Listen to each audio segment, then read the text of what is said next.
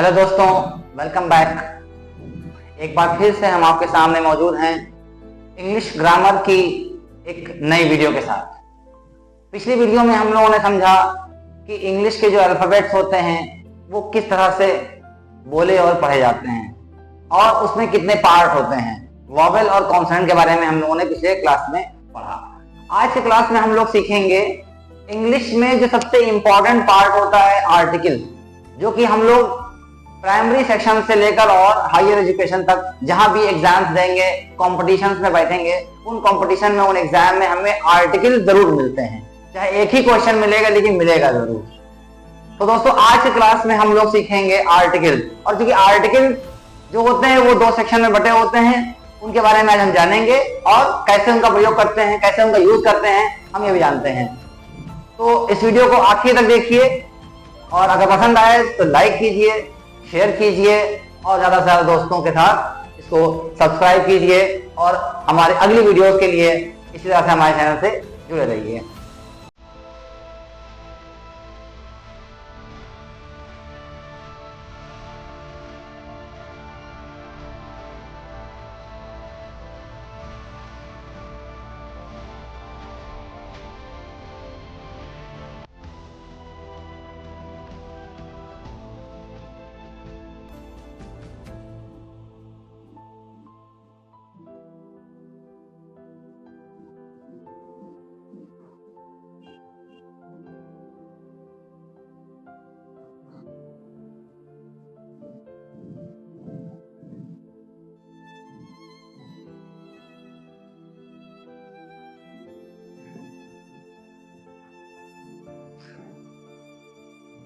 दोस्तों स्वागत है आपका हमारे YouTube चैनल इकरा एजुकेशन क्लासेस में। आज हम लोग सीखेंगे इंग्लिश में सबसे इंपॉर्टेंट और सबसे ज्यादा इंटरेस्टिंग चैप्टर, जिसका नाम है article, concept of articles. English में आर्टिकल दो तरह के होते हैं। पहले हम ये जानेंगे कि आर्टिकल्स होते कितने हैं। तो आर्टिकल्स जब हम लोग पढ़ते हैं तो आएगा, आर्टिकल्स दो सेक्शन में बटे होते हैं। पहला होता है इंडेफिनिट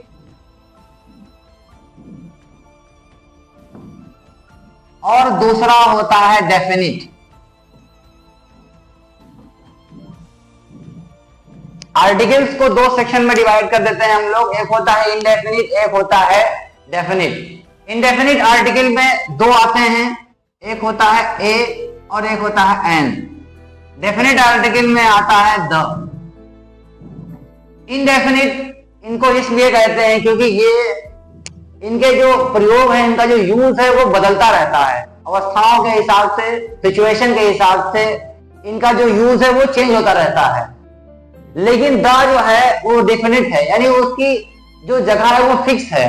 उसका प्रयोग कहाँ होना है, कैसे होना है, किसके साथ होना है, वो ऑलरेडी फिक्स है। इसीलिए इनको हम लोग डेफिनेट आर्टिकल कहते हैं। तो आर्टिकल को दो सेक्शन में डिवाइड करने हैं हमने। एक होता है इंडेफिनिट, जिसमें ए और एन आता है, जो कि पार्ट वन में हम लोग आज पढ़ेंगे। पार्ट वन में हम लोग यूज ऑफ आर्टिकल ए और एन पढ़ेंगे। यूज ऑफ आर्टिकल द, ये हम इसके सेकंड पार्ट में, कॉन्सेप्ट ऑफ आर्टिकल का जो सेकंड पार्ट है वीडियो, वो हम उसमें पढ़ेंगे। तो आइए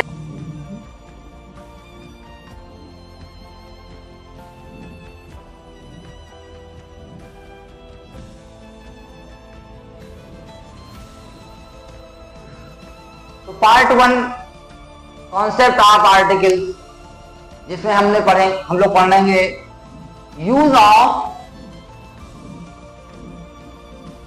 ए एंड एन, यानी ए और एन का प्रयोग। ए का प्रयोग कहां करेंगे और एन का प्रयोग कहां करेंगे। तो हालांकि बाहर आता है ए और एन, लेकिन जब नियम पढ़ते हैं, जब रूल्स पढ़ते हैं, तो रूल्स के अकॉर्डिंग हम ये देखते हैं कि सबसे पहले हम लोग पढ़ेंगे use of N.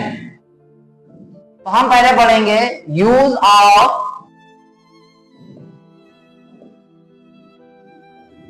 N.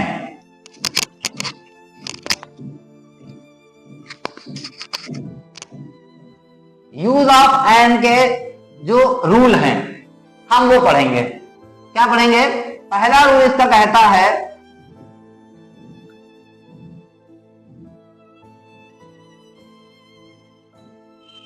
when a noun, adjective or adverb is written with English vowel and read with Hindi vowel. सबसे इंपॉर्टेंट चीज है, पहला नियम कहता है कब, व्हेन आ नाउन, एडजेक्टिव और एडवर्ब, कोई नाउन यानी कोई संज्ञा, कोई एडजेक्टिव यानी कोई विशेषण, या कोई एडवर्ब क्रिया विशेषण ऐसा हो जो इंग्लिश के वॉवेल, जो हम लोगों ने पिछले क्लास में पढ़ा वॉवेल और कॉन्सोनेंट, तो इंग्लिश के 5 वॉवेल है ए ई आई ओ यू, उन 5 वॉवेल्स से पढ़ा लिखा जाए और हिंदी के जो वॉवेल होते हैं आ से लेकर आ ई उ जो होते हैं उनमें पढ़ा जाए, यानी इंग्लिश के वॉवेल से लिखा जाए और हिंदी के वॉवेल से पढ़ा जाए, तो वहां पर हम लोग यूज करेंगे एन। जैसे एग्जाम्पल हम देखेंगे इसके एग्जाम्पल्स में आता है जैसे an apple.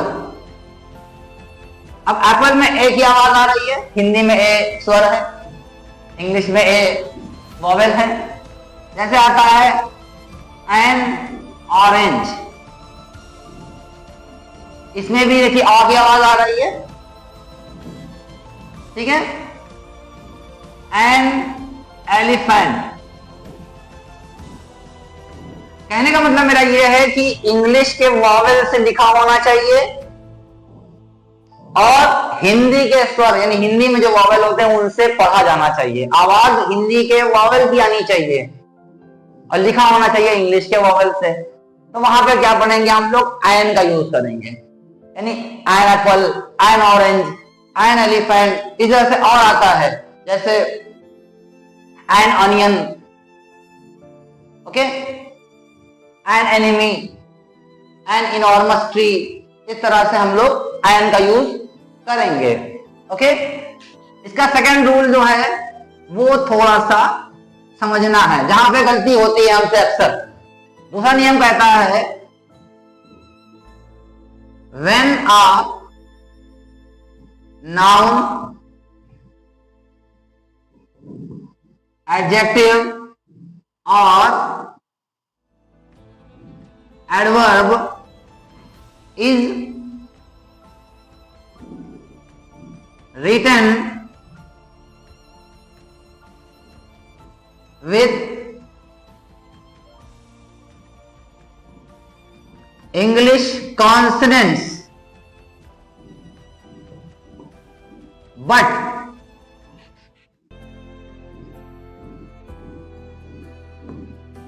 read with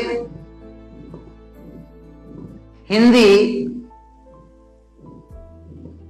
vowels. गलती यही जो होती है, लिखा जाएगा कॉन्सोनेंट से लेकिन पढ़ा जाएगा वॉवेल से। अक्सर बच्चे यहां पे गलती कर जाते हैं कि कॉन्सोनेंट से लिखा हुआ है तो वहां पे एन क्यों लगेगा, लेकिन समझना इस बात को है कि अगर वॉवेल की आवाज आ रही है, लिखा भले ही कॉन्सोनेंट से है, वॉवेल की आवाज आ रही है तो वहां पे हम लोग एन का ही यूज करेंगे। इसके एग्जाम्पल हम देखेंगे। इसके एग्जाम्पल्स में आता है एन आवर। अब लिखा तो है हावर, एच ओ यू आर, हा, एच फॉर हा की आवाज आएगी, लेकिन चूंकि यहां पर आवर आ रहा है यानी इसको हम लोग पढ़ेंगे आवर और, या इसको हम लोग ऐसे भी बोलेंगे एन और पढ़ेंगे। अब और का मतलब 1 घंटा, तो यहां पर एच हालांकि कॉन्सोनेंट है लेकिन आवाज आ की आ रही है इसलिए यहां पे हम लोग क्या पढ़ेंगे, आ की आवाज आएगी तो एन, एन आवाज पढ़ेंगे। इसी तरह से एन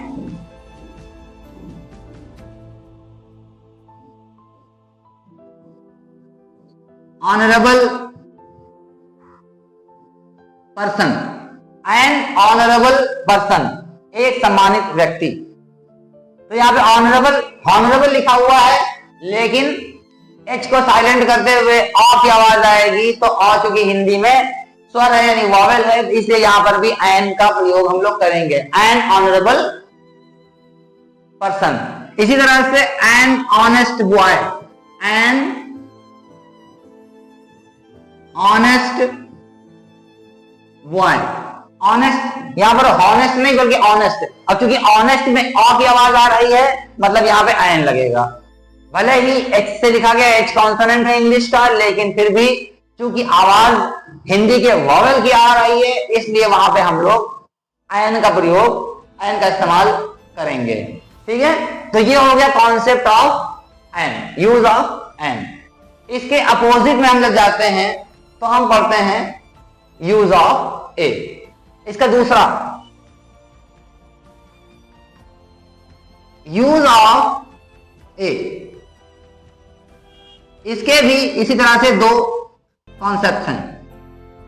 पहला नियम कहता है व्हेन अ नाउन, एडजेक्टिव और adverb is written with English consonant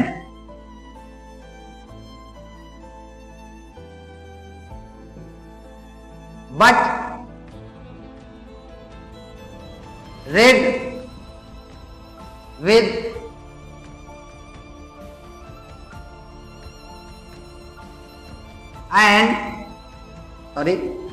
read with Hindi consonants। यानी when a noun, adjective or adverb is written with English consonant and read with Hindi consonant, यानी जो 21 consonant होते हैं English में, उन 21 consonant से लिखा जाए और हिंदी में जो व्यंजन कहलाते हैं क से लेकर और ज्ञ तक, उन व्यंजनों से पढ़ा जाए, तो वहां पर हम लोग ए का यूज करेंगे सिंपली। जैसे एग्जाम्पल में हम समझेंगे, कुछ एग्जाम्पल आपको हम बता रहे हैं, बाकी आप अपनी बुक्स में और आगे स्टडी करने के लिए हमसे जुड़ सकते हैं। जैसे कि लिखा हुआ है अ बैग। अब बैग जो है वो बी से लिखा गया है, बी इंग्लिश में भी कॉन्सोनेंट है और हिंदी में ब, वो भी कॉन्सोनेंट है यानी व्यंजन है। इसी तरह से अ कैट, कैट सी से लिखा गया है, सी इंग्लिश में कॉन्सोनेंट है और हिंदी में क, वो भी व्यंजन है यानी कॉन्सोनेंट है। इसी तरह से a long row, a long row, long L, L आपका जो है वो इंग्लिश में कॉन्सोनेंट है और वहीं हिंदी में भी ये ल की आवाज देता है यानी वो व्यंजन की आवाज देता है। तो यहां पर ए का प्रयोग हम लोग करेंगे। इसी तरह से a very high building, a very high building, very V English का कॉन्सोनेंट है और हिंदी में व की आवाज देता है, तो वह भी हिंदी में भी वो कॉन्सोनेंट है यानी व्यंजन है, तो इसलिए इन सब में ए का प्रयोग करेंगे। इसी तरह से ए के प्रयोग में भी गलती करते हैं बच्चे अक्सर, चाहे वो एग्जाम में हो, टेस्ट में हो या अपनी बुक्स को फिल करने में या पढ़ने में। हम क्या करते हैं, इसका सेकंड रूल समझते हैं। इसका सेकंड रूल कहता है when a noun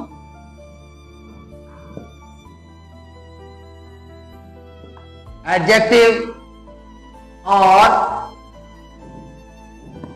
adverb is written with English consonant but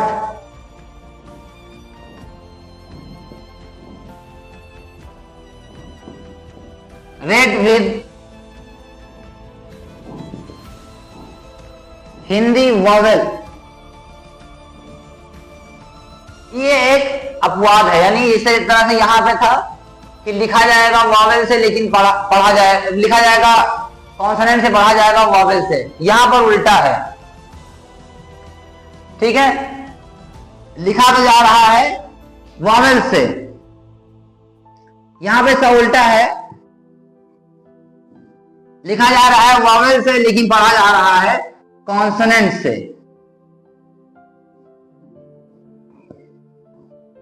उसका उल्टा यानी इसका अपवाद, लिखा जाएगा वॉवेल से लेकिन पढ़ा जाएगा हिंदी के कॉन्सोनेंट से। ऐसी अवस्था में भी हम लोग यहां पर क्या लगेंगे, ए का प्रयोग ही करेंगे, एन का प्रयोग नहीं करेंगे। जैसे इनके एग्जाम्पल देखते हैं, लिखा हुआ है अ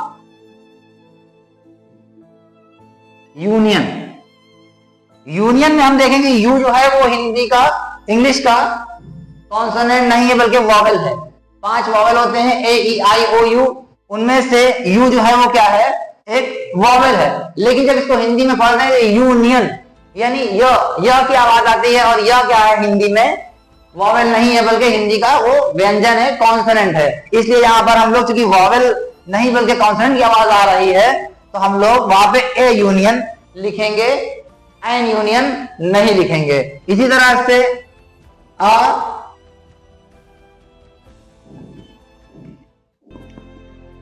यूनिवर्सिटी, यूनिवर्सिटी, यूनिवर्सिटी में यू इंग्लिश का वॉवेल है लेकिन पढ़ने में या की आवाज आ रही है, यानी यूनिवर्सिटी।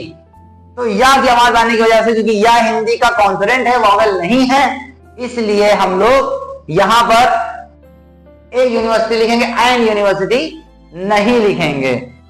इस तरह से ऐसे वर्ड्स अक्सर हमको एग्जाम्स में, टेस्ट में कंफ्यूज करते हैं कि वहां पे ए भरेंगे या एन भरेंगे, ए या एन। अब हम ये समझ गए कि एन और ए का कॉन्सेप्ट क्या है। आर्टिकल का जो कॉन्सेप्ट है ये बहुत इंपॉर्टेंट है समझने के लिए, आगे एग्जाम्स की तैयारी करने के लिए, क्योंकि हर एग्जाम्स में, हर टेस्ट में आपको ये चीज मिलेगा। तो ये आपके सामने कुछ रूल्स मौजूद हैं, इनकी हेल्प से आप आर्टिकल्स को और अच्छे से समझ सकते हैं।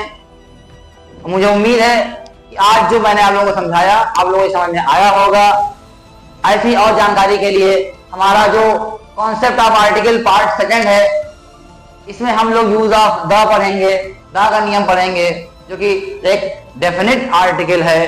तो इसी तरह से आप हमारे साथ जुड़े रहिए, लाइक कीजिए, वीडियो को शेयर कीजिए और अपनी राय कमेंट बॉक्स में जरूर दीजिए। Thank you for your bright future, best of luck, see you again.